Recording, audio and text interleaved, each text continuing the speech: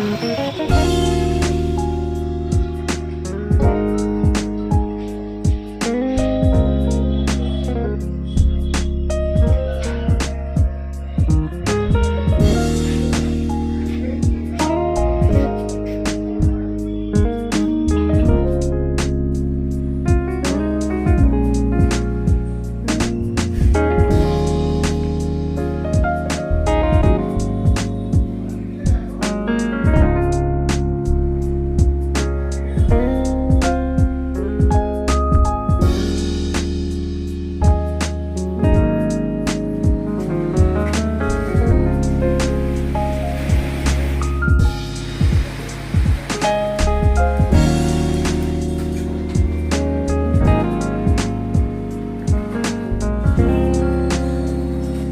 आपका स्वागत है सर। हम आपसे ये जानना चाहेंगे कि जो अभी बारिश में जो वायरल इन्फेक्शंस जो चल रहे हैं उसके वजह से कंजक्टिवाइटिस के पेशेंट्स काफ़ी बढ़ रहे हैं, तो आप ये बताइए इसकी क्या मुख्य वजह है, उस बारे में बताइए। ये नॉर्मली हमेशा साल 2 साल में एक एपिडेमिक आती रहती है और ये ज़्यादा करके बारिश वाले या थोड़े ठंड मौसम में ही होती है।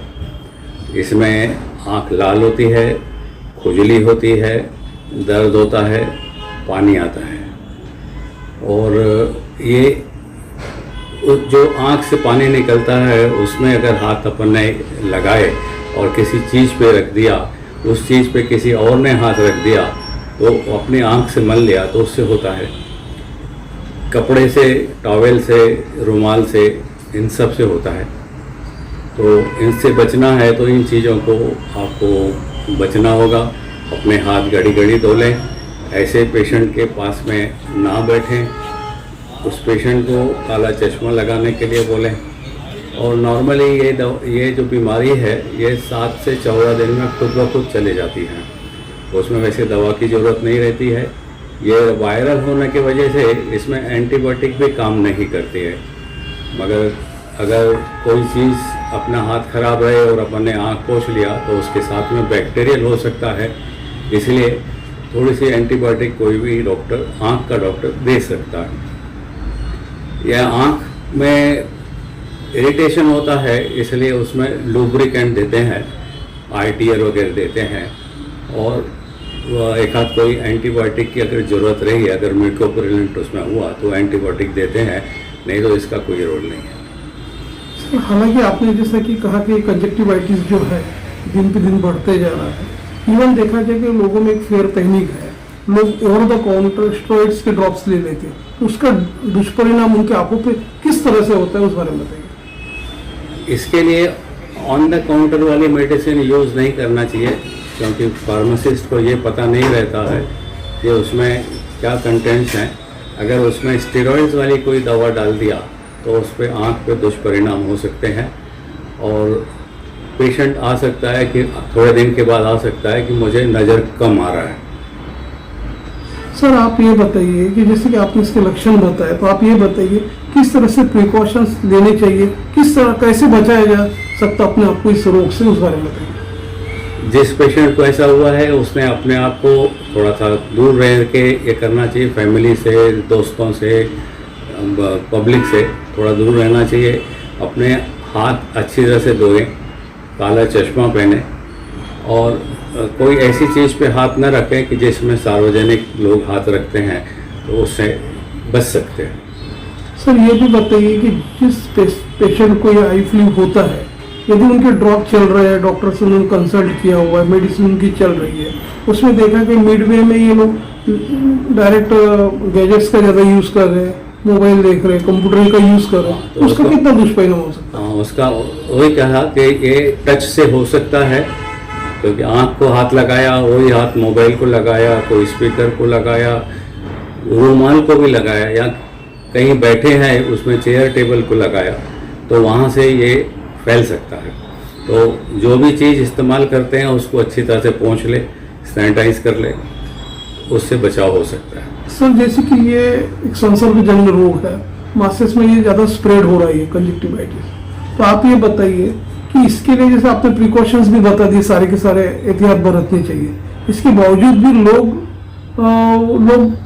आदतन वही काम कर रहे हैं, मतलब ज़्यादा स्प्रेड फैल रहा है, तो मासिस में किस तरह का अवेयरनेस होना चाहिए उस बारे में बताइए।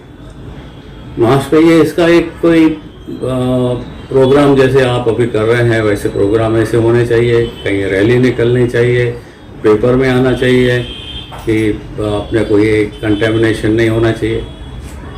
सर जैसे कि आप आई स्पेशलिस्ट के अलावा जनरल फिजिशियन भी हुए, तो सर आप ये बताइए डेंगू और ये जो मलेरिया के जो पेशेंट्स काफ़ी बढ़ रहे हैं वायरल इन्फेक्शंस की वजह से, ये सब चल रहा है, स्प्रेड हो रहा है, तो इसकी रोकथाम के लिए किस तरह के एहतियाती कदम उठाने चाहिए? कंजंक्टिविटिस, हाँ नहीं, अपना ये जो डेंगू का जो चल रहा है, डेंगू ये मच्छरों से होता है और मोस्टली ये दिन में जो मच्छर रहते हैं उसके काटने से होता है, उसमें भी वायरस ही रहता है। इसको भी कोई दवा की ज़रूरत नहीं रहती है, इसको भी आराम करो, पानी ज़्यादा पियो और ये भी अपने टाइम से निकल जाता है। किसी किसी को कॉम्प्लिकेशन होते हैं तो उसके लिए ब्लड टेस्ट वगैरह करा के उसका आगे का देखा जाता है। किसी किसी को भर्ती होने की भी ज़रूरत पड़ सकती है, ये नहीं होना चाहिए। उसके लिए आपको अपने घर में कहीं पे भी पानी जमा नहीं होने देना है, मच्छरों की ब्रीडिंग नहीं होना चाहिए, इसका ध्यान रखने का है। और फुल बाहीं के फुल पैंट के कपड़े सभी ने पहनना चाहिए उसके लिए। दूषित खान पान से भी गैस्ट्रो का प्रकोप बढ़ रहा है, डायरिया बढ़ रहा है, हेपेटाइटिस बी सी बढ़ रहा है, तो किस तरह के प्रिकॉशंस लेनी चाहिए? ये नॉर्मली रेनी सीजन और मैरेज सीजन में होता है, क्योंकि जहाँ पे ज़्यादा गंदगी रहती है, ज़्यादा लोग एक साथ खाते हैं, अनहाइजीनिक कंडीशन में खाते हैं, तो उसको अगर ध्यान में रखे, हाइजीनिक कर दे, थोड़ा सा संभल के रहें, हाथ धो लें, तो ये चीज़ें उससे बच सकते हैं। शहर और विदर्भ के दर्शक, डॉक्टर अशोक जेसवानी सर आपको लाइव देख रहे हैं हमारे दर्शक, और पेशेंट जो देख रहे हैं, यदि उन्हें किसी प्रकार ट्रीटमेंट करवाना है तो वे निश्चित रूप से अपने क्लिनिक में आके विजिट कर सकते हैं। इवन आपका फ़ोन नंबर, एड्रेसेस हमारे स्क्रीन पर फ्लैश हो रहा है, उसे देख के भी आपसे संपर्क कर सकते हैं। ठीक है। डॉक्टर जेसवानी सर आप ये बताइए कि जैसे पेशेंट जैसे कि आपने बताया, आपको कंजक्टिविटिस बीमारी के बारे में बताया, आई फ्लू के बारे में, गैस्ट्रो के बारे में बताया, यदि वे आपके यहाँ आते हैं ट्रीटमेंट के लिए, तो आप ये बताइए किस तरह से लाइन ऑफ ट्रीटमेंट यहाँ अवेलेबल, क्या फैसिलिटीज़ है अपनी क्लिनिक में, उस बारे में बताइए। नहीं, मेरा 20 बेडेड हॉस्पिटल है, यहाँ पे कोई भी इमरजेंसी रही तो हम लोग भर्ती कर देते हैं। मेरे यहाँ पे 9 कंसल्टेंट आते हैं, जिसका जो ब्रांच रहता है वो उसको ट्रीट कर देता है, तो यहाँ आने के बाद में कोई किसी चीज़ की कमी नहीं रहती, सब ठीक ठाक होता है।